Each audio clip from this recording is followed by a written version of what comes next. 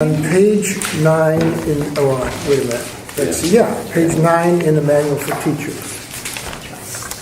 Mm-hmm. Except we did not finish the previous one, so we're going to go to page 7. I know we didn't finish this one. Page 7? Yeah. That's where my bookmark is, page 7. Yeah.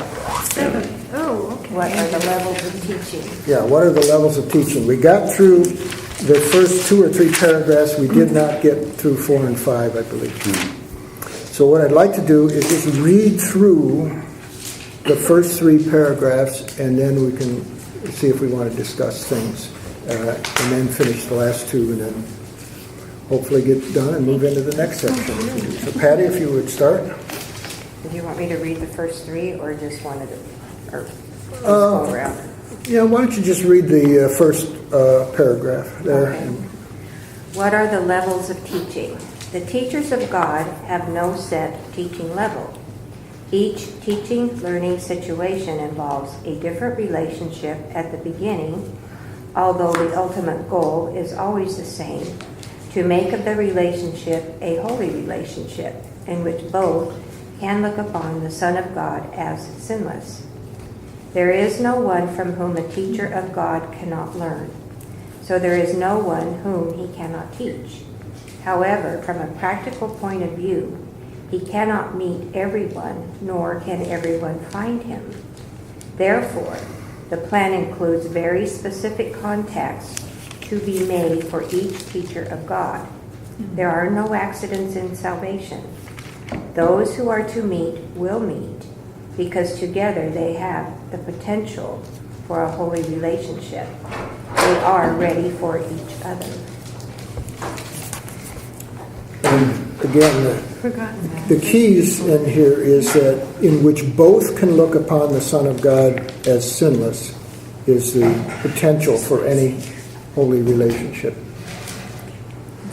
And Sam, would you like to do 2? All right. The simplest level of teaching appears to be quite superficial.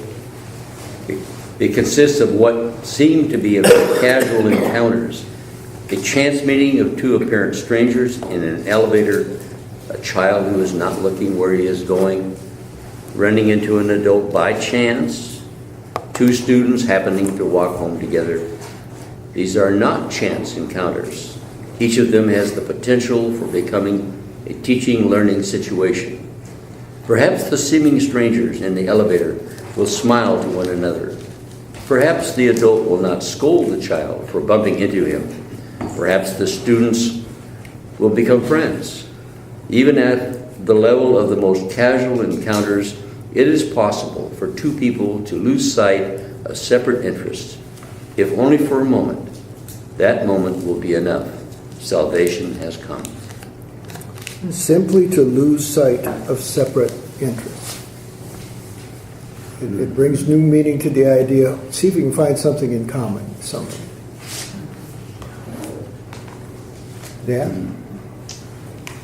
It is difficult to understand that levels of teaching the universal course is a concept as meaningless in reality as is time. The illusion of one permits the illusion of the other. In time, the teacher of God seems to begin to change his mind about the world with a single decision, and then learns more and more about the new direction as he teaches it.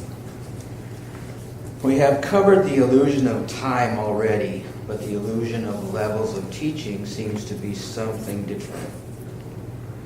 Perhaps the best way to demonstrate that these levels cannot exist is simply to say that any level of the teaching-learning situation is part of God's plan for atonement. And his plan can have no levels, being a reflection of his will.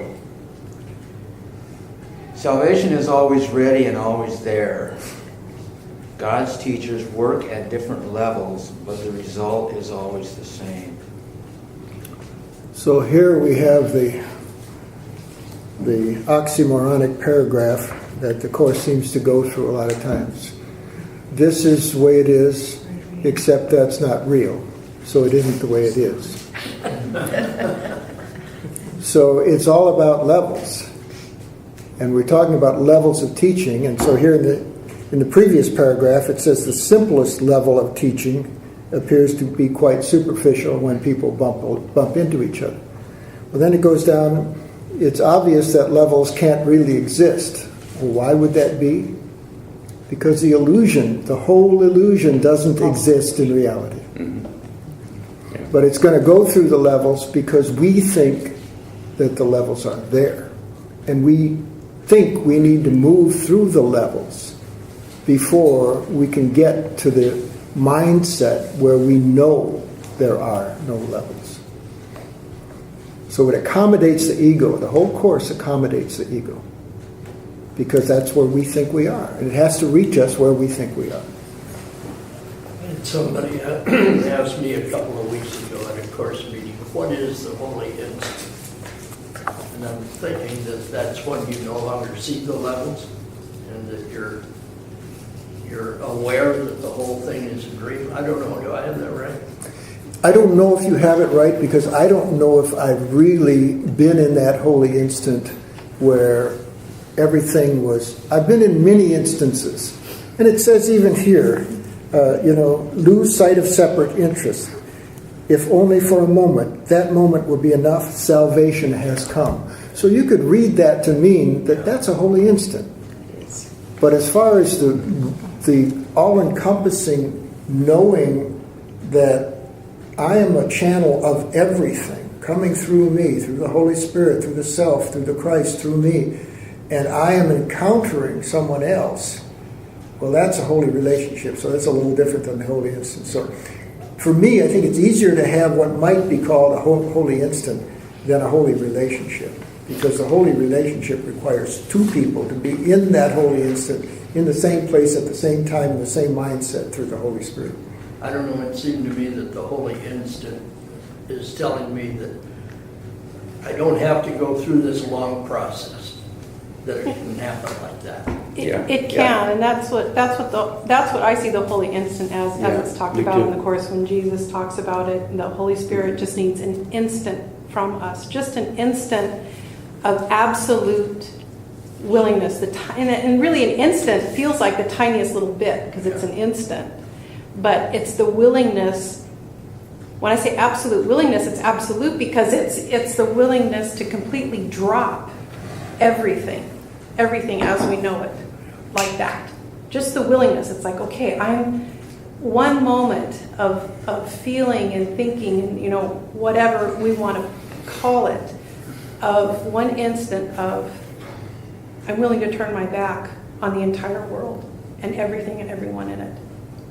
Because that's the known world. And we can't know God unless we're willing to completely turn our back on what we think we know. And it's a super, super radical thing, but it's that fast. And so when we can even for an instant experience that absolute clarity that comes from that, then it's kind of, then you're on a whole different level. So then it's talking about levels. Well, then that's just leaping to a whole different level because you never see the same way again. Even when you start to go through suffering and all this stuff again, still you're always going to have that oh my God.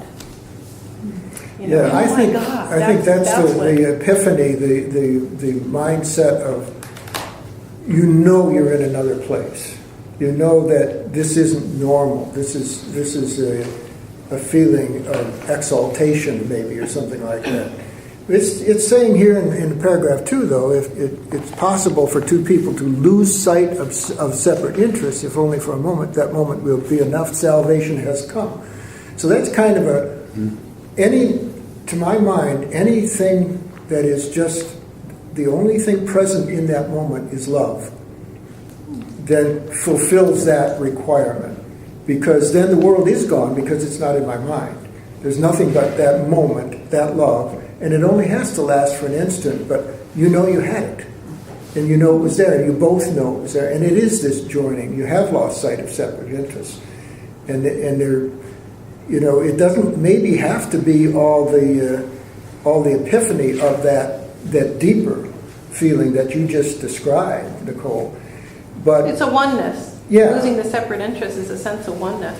It is, and two can do it, and it can be just this, what it's saying here, just this encounter with a child bumping into an adult, and instead of a "what are you doing," it's a smile, and then they join, and it's there. We don't have to sit down and talk about it. It's done. We joined. Our interests were the same. What? Of just being loving in that moment. That's all. I'm thinking about, I had an experience this morning at the recycle and ran into a fella who, his wife was in circle with me for years and she died. And he's been through it a lot. And he was saying some things, and I said, do you have someone in your life now that's, a woman? And yes, I do. And he was sharing the story. And I felt such love for this man that I said, I'm just so happy for you. And I gave him a great big hug. That was that oneness. That was that joining with this man in happiness. Yes, absolutely. And I think we're open, talking about the willingness, Nicole, I think we're being open more and more to that, all of us, all the time, in not looking for some spectacular situation. It's all around us, awaiting our willingness. So that's what I think is changing, and I guess maybe that's part of the holiday season that we remember in the old days that seemed to be just a season of goodwill. I think that type of thing is what is throughout the world now. It's not in the headlines. And maybe you have to go to the Hallmark Channel to find it on TV, but to me, that is the average person's mindset now. That there are more people who think that way than think about attack and loss and fear. What we're brought from everything we see in the media and stuff is that old, well, it's got to be sensationalized, it's got to be some fearful thing or tragic thing or something else. But, we don't want to shy away from that and then make it fearful for ourselves by saying it doesn't exist. But we can know that is the anomaly. That is the exception. That is just showing us what we don't want. I think there's like a feeling, well, and not so much a feeling, but anymore is like when we have this awareness of no self, it's like, I always prided myself in not being physically afraid of anything. But there was never any peace in that, because there was always the underlying fear that something's going to happen that's bad. But anymore, when I get in touch with the feeling of no self, of not having any vested interest in anything that happens, there is such a peace in that. We talk about the holy instant. In that instant, there is no fear. There is such peace. And that's a peace that I never felt when I'm not afraid of that, I'm not afraid of that. I really was, deep down, I really was afraid. You just thought you could defend yourself against it. Put it, right. Ignore it. Well, it happened. Maybe you thought you could win that fight. Yeah, now it's like whatever happens. Really, it doesn't matter, because there's that feeling of not being the self in that instant. There's such a peace. And I wish I could feel that way all the time, but I can't. Well, I could. But it's hard because it's something I've conditioned so many years of, the self, well, I should do this because I can get that out of it. But that's the conditioning we're leaving behind. And I think that those are all the blocks to the awareness of love's presence that we're talking about. Yeah. And then it comes down to the old guilt thing, Do I deserve to leave them behind? and that's a Yeah. worthiness thing, and that's an idea. Well, I have to make the loop in my mind and get back to the idea. Well, either we're all worthy or no one is. It can't be that one or two are worthy and the rest aren't. So it really is an all or nothing. I'm not upset for the reason I think. You know, I mean, that it kind of boils down to that when we're upset about something, it's because the self is involved. The self is the big deal. I mean, that's why we get upset, because we're afraid of what might happen to myself.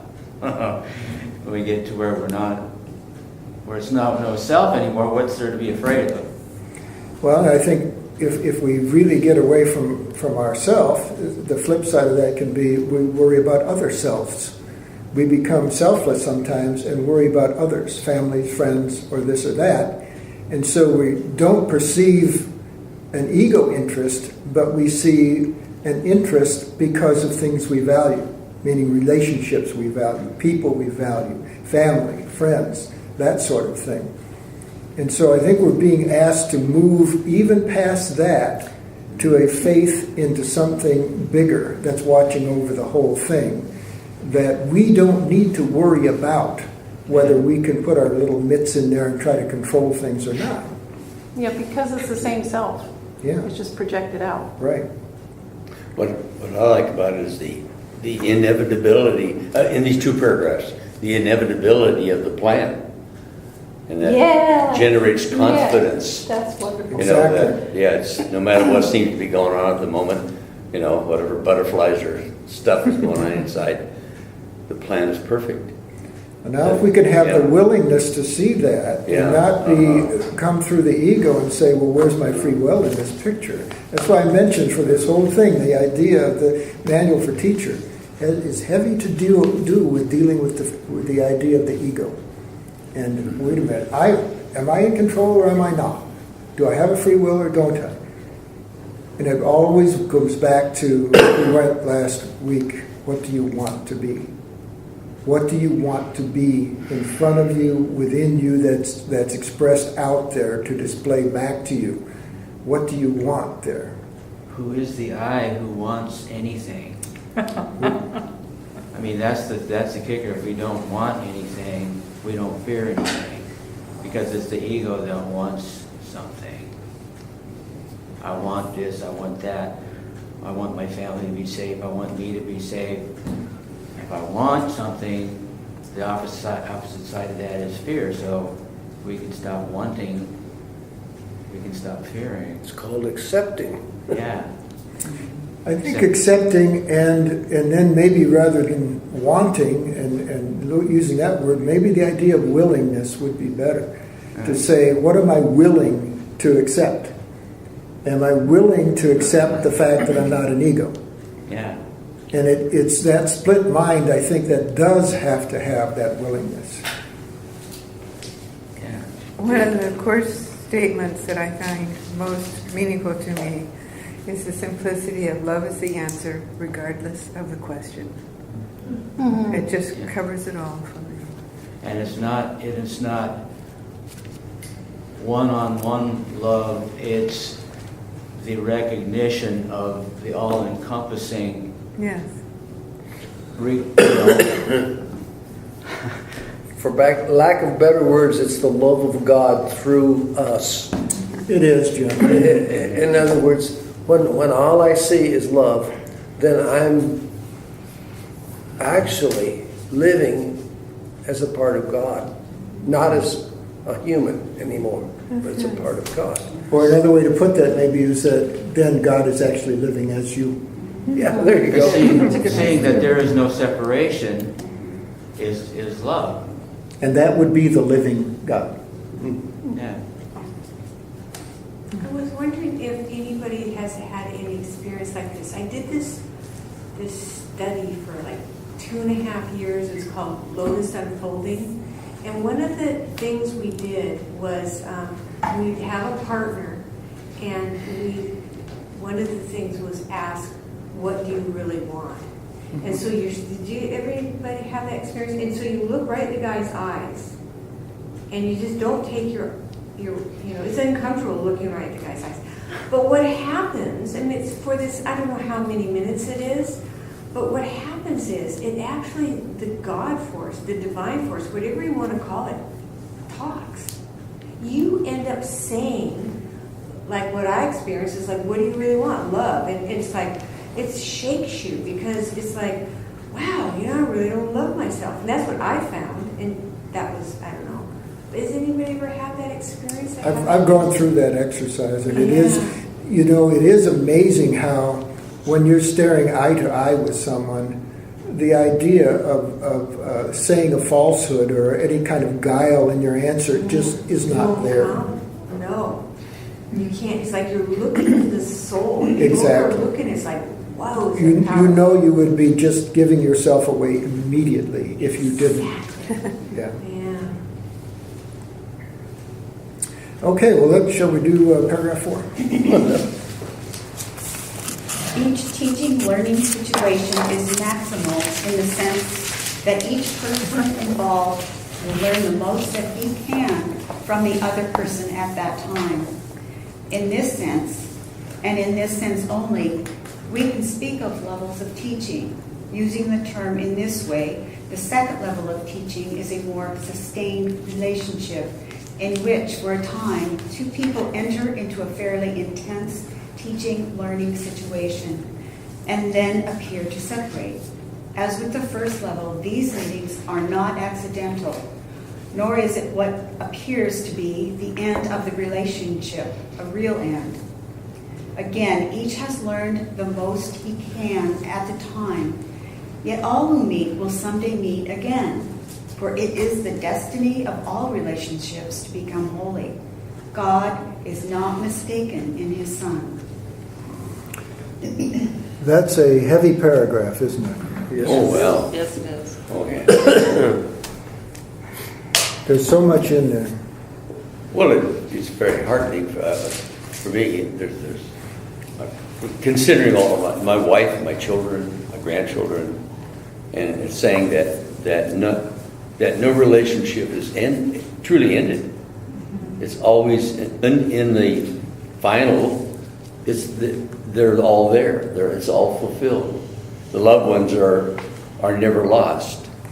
When we're beyond the levels, we're all back together. Yeah. That's something my wife, Peggy, is very fearful about right now. She thinks, she's concerned about me, and she's thinking that, gosh, where will she be, or what will she have when I'm gone? You see, well, I'm 89. That's a logical thought, but she's tried to avoid that thought most of our life, and now she can't avoid it anymore, and it's very fearful for her. And this, I think tonight when I go home, I'm going to read her this whole thing because it's a very, very optimistic and it's lovely ideas in here. So, and again, like you mentioned earlier, Sam, we don't have a choice. This is going to happen. It's going to happen. It's inevitable. Yeah. We can delay. Yeah. Through our egos, Mm-hmm. but this is going to be the way it is. Yeah. So what else from the Course have you supported your wife in that transition to accept?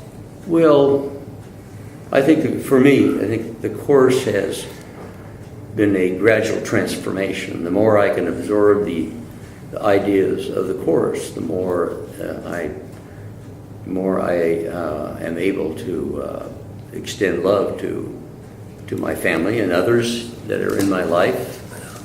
And so, I am always hoping that she and my children especially, because we're very close, and that they can feel that love. And I think they can on the whole, but fear is a tough nut to crack, As I'm listening to you, I'm thinking for some reason in my mind, well, what gets in the way of that? Well, life as we know it gets in the way of that. The whole illusion gets in the way of that. The whole idea of bodies. and the whole idea of survival, and the whole idea of making a living, and the whole idea of competition and of worth within the illusion, and my position within it relative to other people's position within it. And you only go around once, and you better make something of yourself, and you better do this, and you better do that. Well, are we concentrating on those loving relationships? Life as we know it in the illusion gets in the way. And without bodies, what would stop us from just sharing love? That's, along that line is that as you get older, and when you really kind of recognize that you're very old, in other words, you're not meeting anybody older than you are.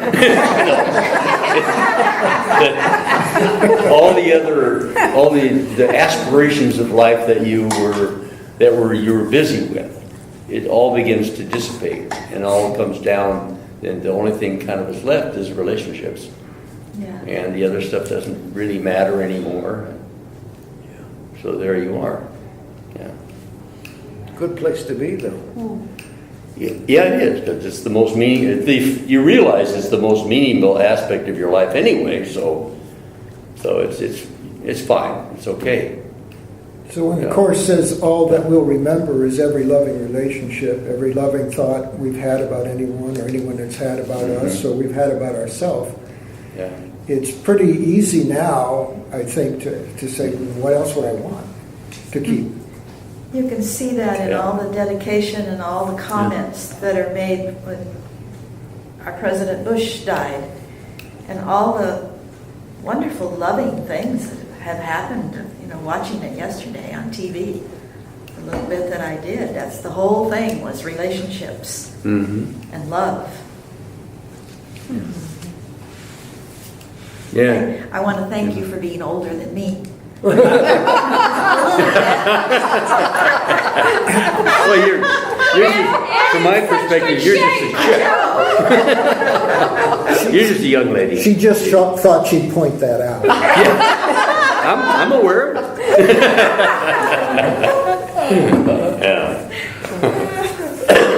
Laughter is very good for all of us. Laughter saves lifetimes. Yes, it does. Direct quote from the Course.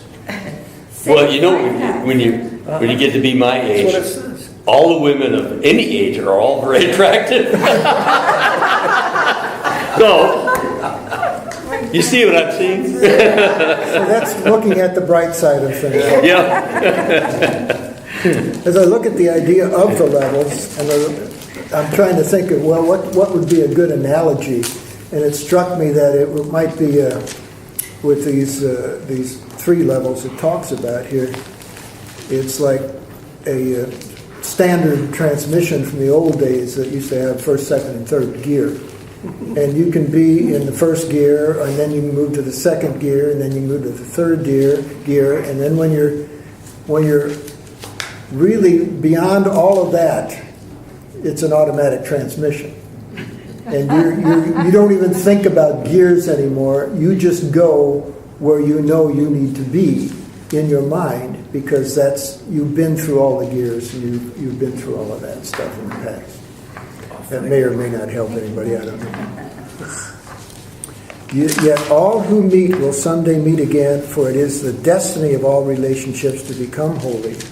God is not mistaken in His Son. So does this help us leave a relationship that it's telling me that, in some relationships, it's time to let it go. You don't have to hold on to that thing like you're holding on to a life raft. That maybe you've learned what you needed to learn, and the other person has learned what they needed to learn, and by just keeping it going, you're rehashing stuff and maybe turning some wonderful learning experiences into something negative instead of taking what they were meant to be. Well, and the relationship that seemingly has ended hasn't really ended. Exactly. It's just shifted shape. That's right. But for us, within our illusion and our attempts to leave it, it is a point to say, I know we'll meet again sometime, but this is maybe this is the time to part ways. A good example is our son for me, because he's had a couple of girlfriends, not too many that I know of, but and he's still single and in his 30s, but like his first girlfriend, and they lived together for years. Some relationships, in order to end the relationship, you almost have to try to make the other person mad at you in order to get out of it. Haven't you noticed that with your teenagers, when it's getting time for them to sprout their wings, they somehow or another feel like they have to be angry with you or leave it angry. So we sit down and talk to ours and said, we don't have to part in anger. We can do this differently. That's beautiful. Oh, yeah. Okay. He's done that. He's still good friends with. Good friends with his previous girlfriend, and when she's out of town, he'll watch her cats, and then he goes to her daughter's birthday party and brings gifts, and it's we have to. I have to open my mind to things are changing. It's different generations, and they look at things differently, and it's not about, well, either we're friends or we're enemies. No. We just all get along, and it's try to why make things difficult. I look back on my life, I've made things difficult. There's an example of everybody getting along. I have a friend on Kauai, and for Thanksgiving dinner, her first husband was there, her second husband was there, and the third guy, which happened to be a benefactor and was helping her buy a house, and they all got along. She said it was peaceful. They all had something in common. Cat? Henry VIII, I am. Well, the thing they had in common really was love. Yeah. Yes. You say your first idea is it's the gal, right? That's what they have in common. But what they all have in common is love. Yeah, and it was so palpable. My friend just wept with gratitude. Good. It was so. Happy tears are a wonderful thing. They are. Yes. Cat? I'm seeing a lot of this and having it pop up in my life a lot right now. It's a very similar thing. And I was wondering, well, is this healthy? Because in the old days that would have never happened, But I'm having currents and X's and do's and dots and, all together at the same time, and nobody seems stressed or, and it's good to have this confirmation, because the thought did go through my mind, is this healthy? But I think it is healthy. That's natural. Or am I delusional? If it's peaceful, it's got to be It's good, peaceful, right? and it seems like, everybody's enjoying everybody.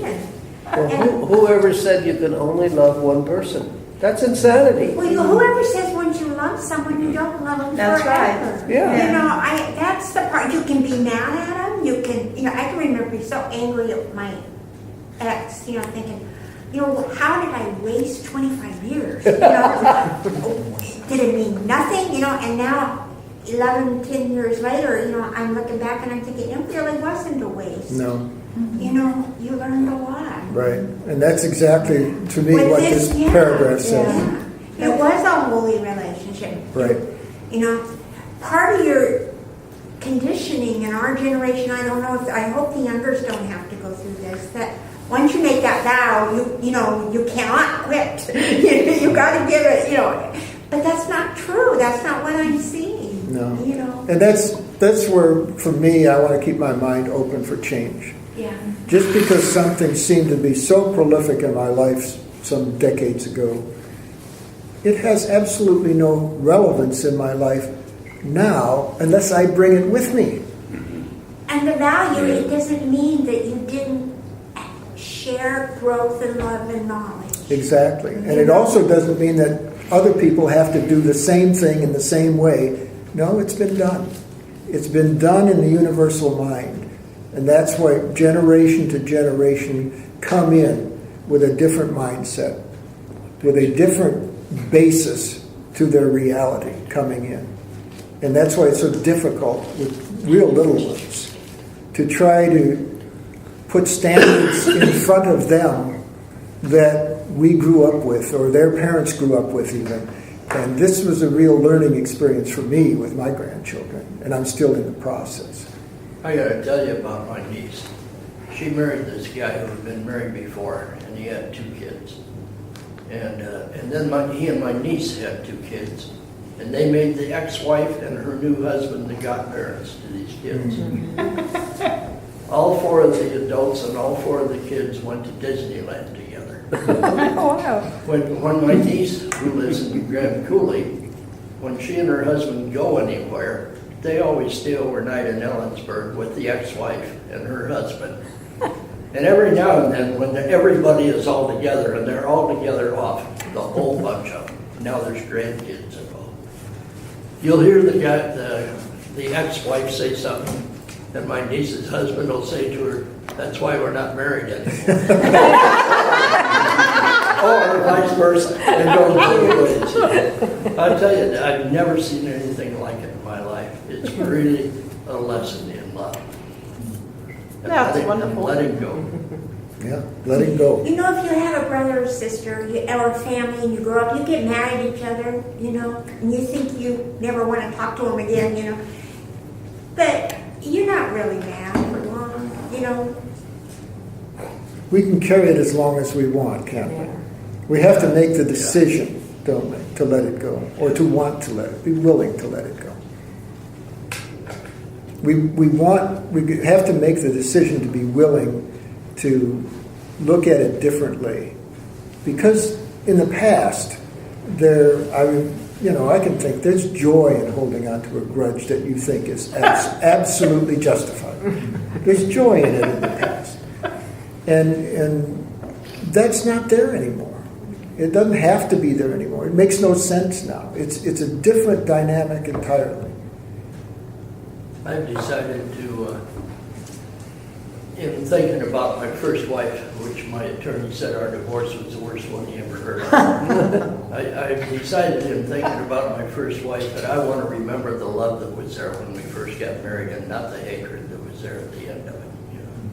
Because why should I focus any of my energy on hatred anyway? Right. Doesn't make any sense. It's a lot better. I feel a lot better when I think about the love that was there. Well, let's finish this section, do that last paragraph. Jenny? The third level of teaching occurs in relationships which, once they are formed, are lifelong. These are teaching, learning situations in which each person is given a chosen learning partner who presents him with unlimited opportunities. How nicely put. Huh? Very nicely put. These relationships are generally few because their existence implies that those involved have reached a stage simultaneously in which the teaching-learning balance is actually perfect. This does not mean that they necessarily recognize this. In fact, they generally do not. They may even be quite hostile to each other for some time and perhaps for life. Yet, should they decide to learn it, the perfect lesson is before them and can be learned. And if they decide to learn that lesson, they become the saviors of the teachers who falter and may even seem to fail. No teacher of God can fail to find the help he needs. Very well. That's beautiful, isn't it? Interesting that the word help is capitalized. Yeah. Yeah, the Holy Spirit, yeah. It's telling us I'd read it as the Holy Spirit. Yeah, it's telling us where the help is coming from. Sure, yeah. Right. Yeah. Well, and that it's always available, Absolutely. always there. You talk about moving on from a relationship. I mean, just recently, I had these 3 really good friends in high school, and I got to say had, because not too long ago I thought about, rekindling a relationship. And so I asked each one of them, was there anything that I ever did to you that might have seemed to upset you or anything. No, I mean, no problem. So we all get together for a beer, and I couldn't help but see that the conversation was a little cool, as far as, you get that feeling about it. And so it wasn't that I had ever done anything to them, but the fact is that all three of them are still very strong Catholic, and that just doesn't mix with how I am now, because I pretty much let them all know how I feel about all that. So we all kind of realized at the time that, okay, this is it. We really don't have anything in common anymore. So, but it was good because it resolved my semi-guilt feelings, but there were some couple of things that I felt like I kind of did and might have ticked them off at some point because we hadn't been in contact for a long time. But it was good, to get together for that social interaction and realize that, hey, we don't have anything in common anymore, and so we just move on.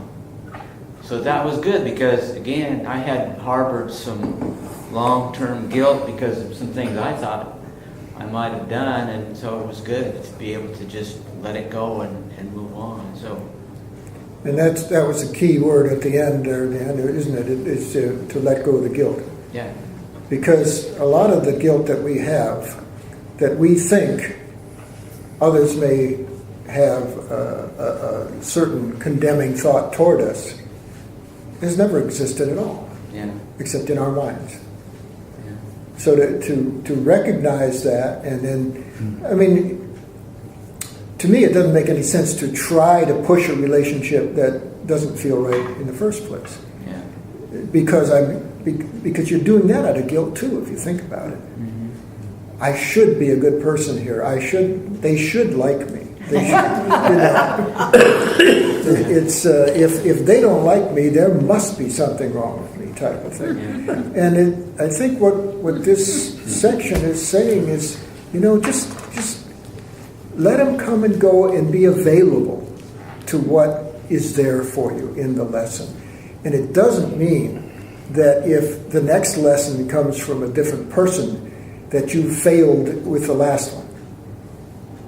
And the other thing it tells me too is these lifelong lessons don't have to be a spousal relationship, or we've got lifelong lessons with our parents, with our children, with our grandchildren, with our siblings, our brothers and sisters. They're all lifelong lessons in many ways because we cannot avoid them even if we avoid the person.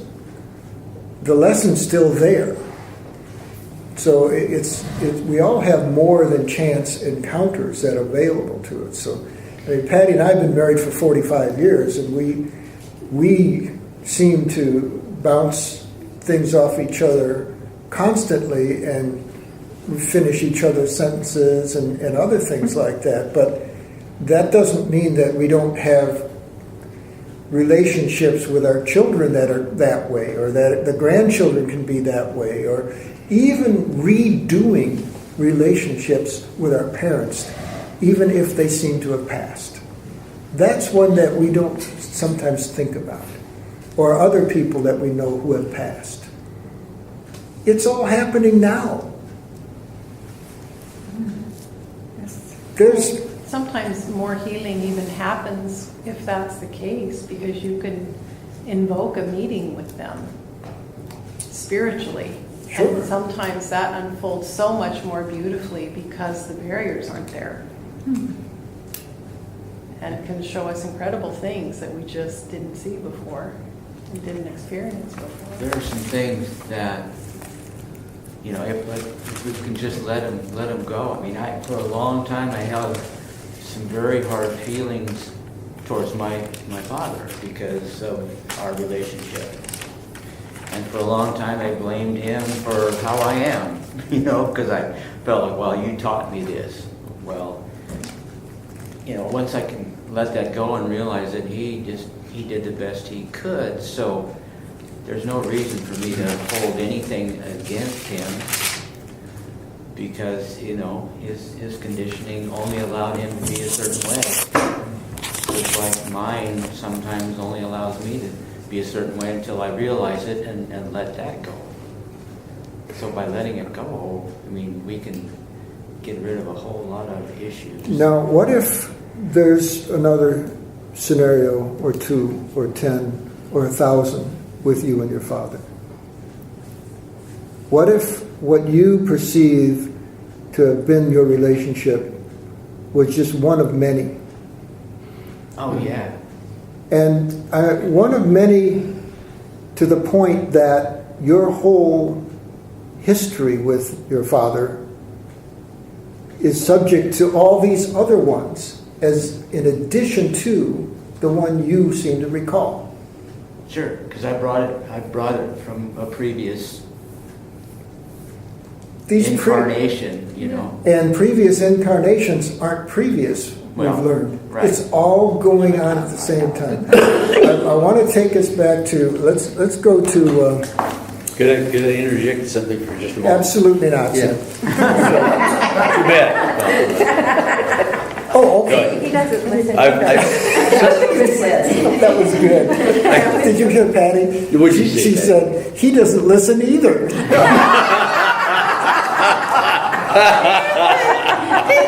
The key word there was either. Well, it's all okay. Okay. No, it's something that I've noticed very recently with my children, especially 3 of the children, is that it's now kind of reached the point where they simply want to be in a dialogue with me. It's not that they're calling me for necessarily to solve a problem. It's not something, but it's just being kind of like in a mental state where you're sharing thoughts and ideas. And that's where they want to be, and that's where I want to be, and that's especially with 3 of my children. And I think what's going to happen is going to be the case with all of my 6 children. And I would like it to be that way with my 15 grandchildren. Of course, that's a lot. That's a big number, So, but it's never. This sort of came to me, especially. Yesterday, talking to one of my daughters, and isn't this interesting what's going on now? It's just it's a meeting. It's a meeting and dialogue, and it's just so comfortable. Sounds like love to me, Sam. Sounds like love to me. They want to experience love. Yeah, well, that's right. That's right. When you want only love, you will see nothing else. Yeah. That's interesting, Sam, because we've noticed the same thing. Yeah. We have 2 sons and a daughter, and I don't know if it's what's just out there right now, but they want to be in dialogue. We've, ever since they've been adults, we've always said, we raised our kids, you raise yours, we don't offer advice unless you ask it. It's always been a kind of like, when you want to talk to us, we're there, and we check in all the time. But all of a sudden they feel it seems like they want to be just talking with us. Yeah. And I'm kind of they wondering. call out of the blue. We have scheduled times, but they call out of the blue now and say, "Hi, what's going on? What's happening?" And it's like, "Oh, okay." That's nice. Yeah. I'm kind of wondering now whether I could somehow have that dialogue with my mother and my father, because I never had that kind of relationship with them. It's kind of the same kind of a father that maybe you had. And I would like to have that kind of a dialogue and kind of repair a unfinished relationship. It's exactly where we're going. Yeah. That's exactly what I was talking about with Dan. And let's go to page 27 in the text.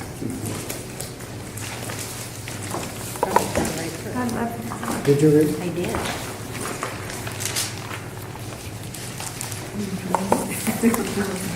Are we starting over, Tom?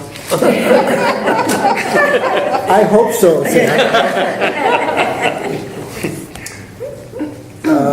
Let's do paragraphs 9 and 10 here, and I think we'll be able to see in the relationship to what Dan and Sam were both talking about here. Mary? Healing is an ability that developed after the separation. before which it was unnecessary. Like all aspects of the belief in space and time, it is temporary. However, as long as time persists, healing is needed as a means of protection. This is because healing rests on charity, and charity is a way of perceiving the perfection of another, even if you cannot perceive it in yourself. Most of the loftier concepts of which you are capable now are time-dependent. Charity is really a weaker reflection of a much more powerful love encompassment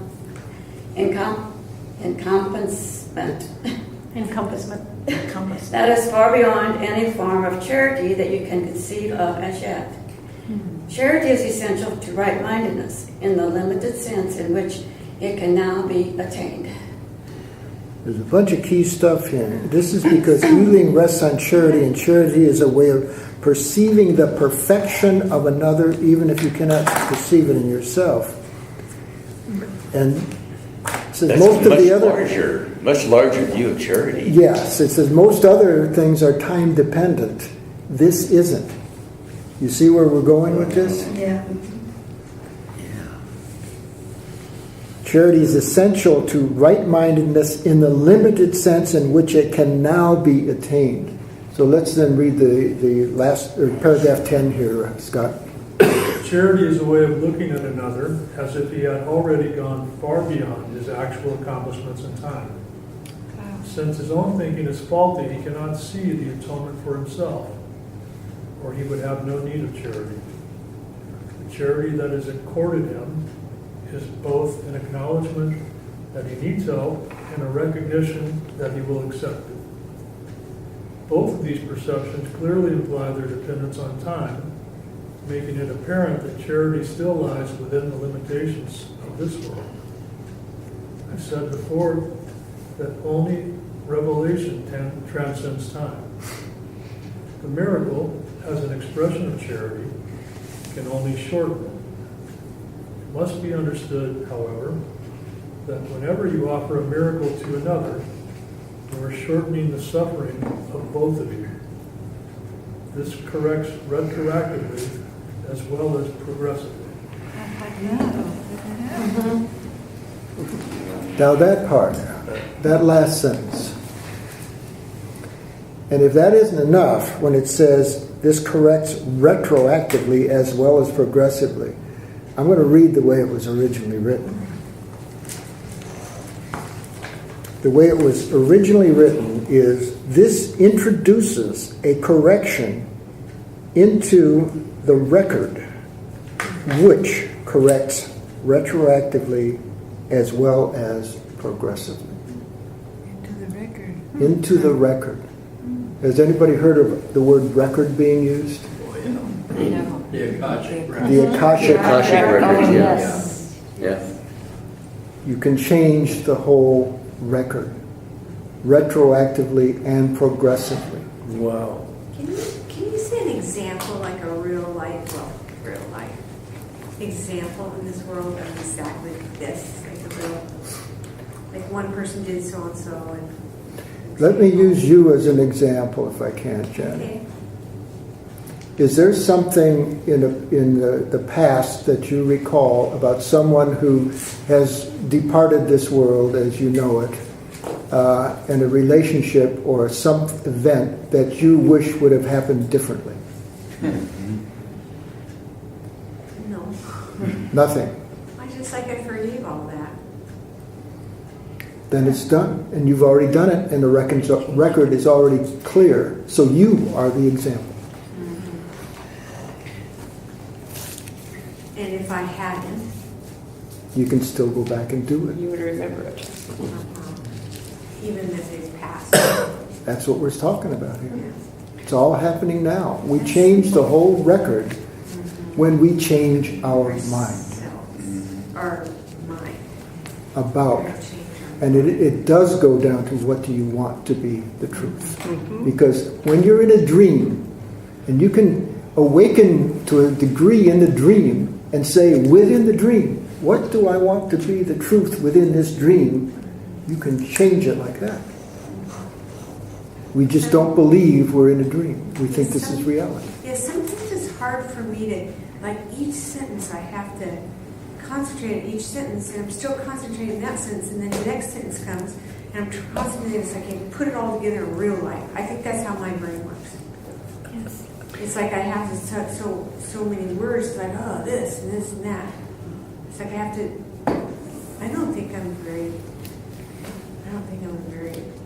comprehensive. Well, let me make a suggestion that is counterintuitive to the way my mind works. I suggest that you change your mind about how you're reading it and just let those sentences and words come to you with a knowing that something within my mind is going to make sense of this and straighten it all out for me. And the harder I work at trying to do it, the more I'm in my ego. And the less I work at trying to do that, the more I'm in my higher self. That's very good.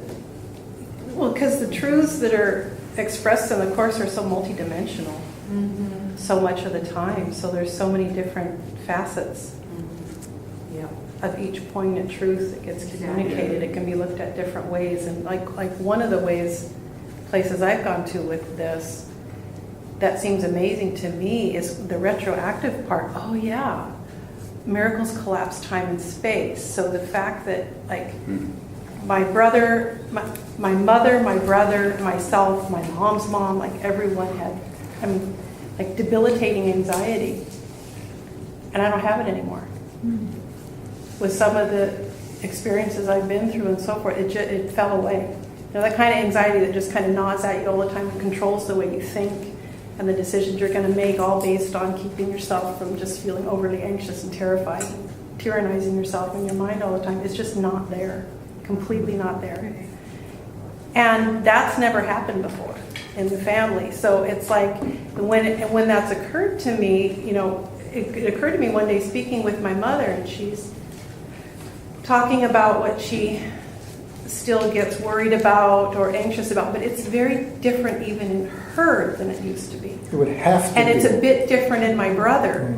They're still dealing with it, but it's shifted somehow. It's a bit different. And even the way she can speak about it with the level of consciousness that she speaks about it now with me. And I realize that's retroactive. It's going back to my mom. Right. And right to the side to my brother. And who knows where else it will go. And then I look at my children who both, their dad has Tourette's, which is an anxiety nervous system based disorder. They both have, even Tristan has like all the symptomologies of it except for one, which is visibly showing the tics, but his younger brother does. So he has a Tourette's diagnosis. And they both have anxiety based stuff their whole lives. And even Tristan he's nearly outlived his diagnosis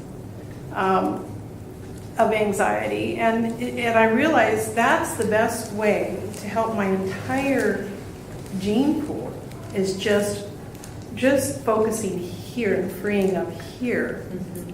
And it also made me just want to feel like bowing and kissing the feet of anyone in my family who's doing their inner work, because I know it's helping on my end. We're all in it together. If you've freed yourself from that, their interaction with you some of that's going to have to be reflected in that. It's just automatic, and it's nothing even that I do or they do. It's just has to be, because it's freed it up. I look at it almost like strands of energy, and there's just so many of them. I mean, thousands. It's how I see it is like programs or bindings wrapped around, and that one's cut loose. It's just completely gone. The one that I was tied up in is completely unknotted and cut loose, so it makes all the other ones have to be looser. Right. You know, something like that. So that's one of the ways that I see the retroactive component, like it's not bound to time. It is interesting when we can cut it loose and let it go. We haven't attacked it. We haven't destroyed it. We haven't condemned it. We have just let it go from lack of interest. We don't need it anymore. It's almost like it let me go. I mean, I can't even say I let it go, it let me go. I don't know. It's just it let go. Yeah. It's just gone. It fell away. It's not part of the you that you consider yourself to be now. Yeah. There's no value in it. Right. If you could kind of summarize that as the light of love dissipates darkness. forward and backward in time. Right. Yes, Very good. yes. Yeah. Yes, and I really feel that's what the Holy Instant does. Anywhere where we have that freeing of our conditioning, and I don't even feel it just affects our gene pool. I just think that's where I can see the retroactive component the biggest, the clearest. The gene pool But it's is the just whole. It's all of us. It affects all of us. a gene pool is just an effect of the cause, which is the change of mind. Yeah. This is what happened to me, similar to you when you said it just left. For the last 8 years of my drinking, I was drinking probably about a fifth a day, something like that. Holy And I wound up going to AA, and Jim got me working the steps of the program right away. And I was only sober 4 days when I made a list of all the resentments I had against people. My dad was on there, my ex-wife was on there, other people. And I saw, when I got this list done, there was about 24 on there.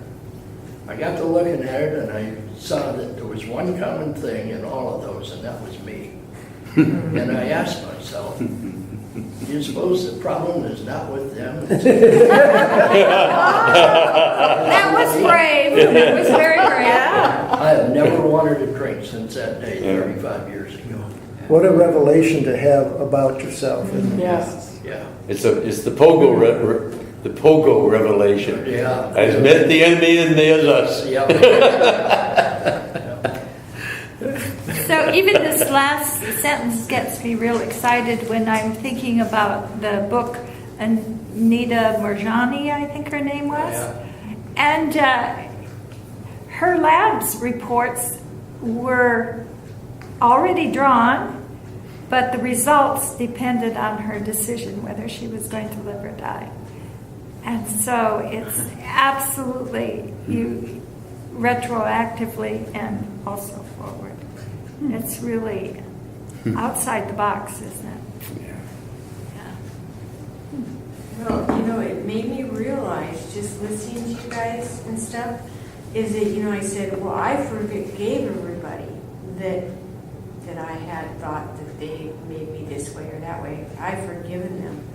But then the fact that I am trying so hard to understand it is that I think about it. My dad, from the time I was 2, said he was into journalism. He wrote for a newspaper and all this stuff when he was younger. That I was stupid. He had to rewrite my papers when I was 2, like the sentence, the dog went in the, doghouse. It's like, maybe not quite so much, but anyways. And I'm still doing it. So thank you. I just realized that. It's like, just let it happen. Just shut your eyes because it's so ingrained. I'm almost 70 and I'm still doing this? Oh my God. So when we're forgiving somebody, we maybe can look at it in a different way than forgiving them and feeling we truly have in our heart, forgiving them for something they did. We can look at it now and say, I can forgive the dream the way I think it happened because it is a dream. So I don't have to forgive anyone for what I think they did. I can change what they did in my mind because that's the only image of it that I have anyway, is in my mind. It's huge. Wow. It changes everything. Yeah. What Gary Renard said or taught in his, I believe it was The Disappearance of the Universe, where reading that book really helped me to understand the Course. But one of his processes as he was getting to here was he took a course called, I can't think of the name of it, was to take responsibility for, I think it was the S training, where you take responsibility for your life. And right there was it. I don't need to forgive anybody for anything because I'm the one who asked for it, I guess, if you will. And that's the philosophy of Ho'oponopono. Right. It is that exactly. Kat, you had something you wanted to say. Even those people that are dads or moms or exes or those people that we had these traumatic relationships with, when you think that this story is that we have these reincarnations, you know, they were our brothers or our sisters and we've agreed to come back and try to work through it in this life, you know. The fact that we even had that much love in us to agree to come back to do that for ourselves and for each other is kind of just amazing, you know. Knowing that what we're heading into is for a, you know, what appears to be a big heartache or a break or a block or a mistreatment, whatever we think it is that we got to do in this life to work through it to get, is pretty loving to begin with. It is, and now we know, just sitting around this table here, that we don't have to come back and fix them all. Right. We The fix most them all loving right thing is to now. let it go. Right Right now. now. And it goes back to what do I want? Now what do I want to hold on to as a grudge? And to remember that enough, second to second, you know, in the present. I wasn't going to share this, but with my friend that I had this situation, when she left, I gave her a hug and I said, I love you. And, you know, when I called 911 because of the tea, okay, because the tea was so strong and I got caffeine and I had all this reaction and I had to call Well, God works in wonderful ways. Because I had a reading. We had the lights at the church, you know, anyway, they had psychic readings, yeah. And so I had a reading by Sarah. I hadn't had one for her for years. And tears came, but my cards came out, and the whole situation was right in front of me. And she mentioned Ho'oponopono, and I said, oh yeah, it's on my refrigerator. I say it all the time, Ho'oponopono.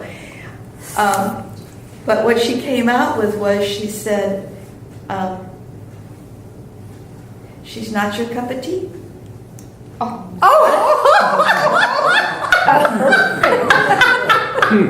love it. That's great. I have written it down. Not my cup of tea. She came into my life right after Jerry died. And apparently I needed this relationship. I needed a relationship. It's been 3 years. And I can let it go now.